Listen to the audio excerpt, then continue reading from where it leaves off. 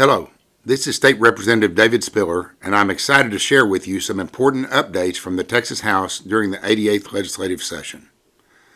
Throughout the 88th legislature's regular session, legislators have worked tirelessly for 140 days to achieve conservative legislative victories for our constituents.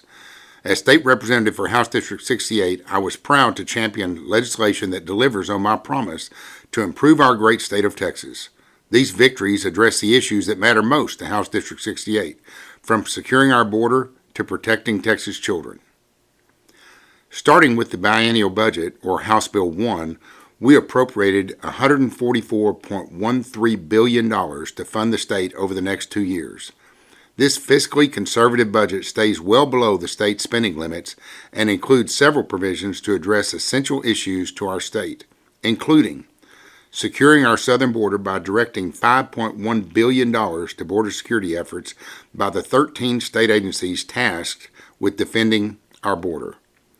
Boosting the state share of public education to $50.4 billion, including $3.2 billion to fund projected enrollment growth.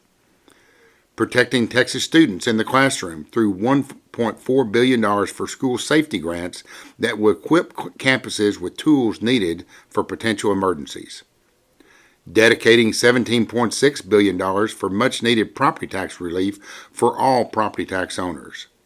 And improving Texas infrastructure with $9.3 billion for infrastructure-related projects, including roads, water, and broadband. Texas House Republicans also supported important conservative priorities.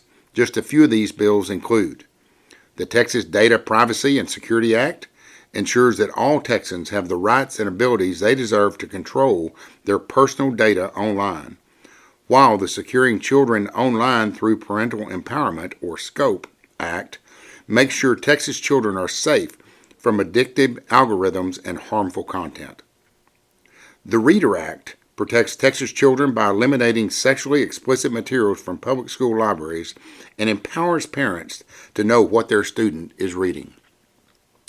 Senate Bill 14 places common sense prohibitions on therapies and medical procedures to transition a child's gender before they are an adult. House Bill 1243 amends the Election Code to increase the penalty for the offense of illegal voting from a Class A misdemeanor back to a second-degree felony. And lastly, Senate Bill 1403, My Border Interstate Compact Bill. This bill creates an interstate compact that allows states to collaborate and share resources for the purpose of border enforcement. The Texas legislature also took on numerous other conservative priorities this session. I was proud to support these bills with my Republican colleagues. First, we passed sweeping measures to stop the radical sexualization of children in Texas. This includes restricting children's access to sexually explicit performances. We stopped radical policies at Texas schools by protecting biological women's sports and stopping divisive DEI programs. We also reined in on rogue district attorneys who continue to refuse to prosecute criminal offenses by classifying refusal to follow the law as official misconduct. House Republicans did not stop there. Out-of-control cities and municipalities continue to disregard state law, creating a patchwork of ordinances that plague our state, making it difficult for businesses to expand in Texas.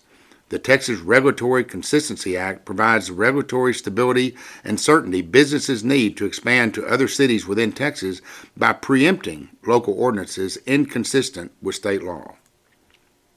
These are just a handful of the measures I proudly supported this session. While there's still more to be done after session, we had a great conservative wins for Texas. The work continues in the interim as we await our interim committee charges from the Speaker to study policy in the months leading up to the 89th Texas Legislature, which will convene in January 2025.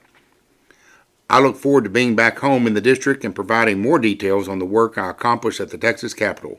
For questions about this session, please contact my Capitol office at 512-463-0526. I thank each one of you for the opportunity to serve you in Austin and work hard on these many issues for Texas.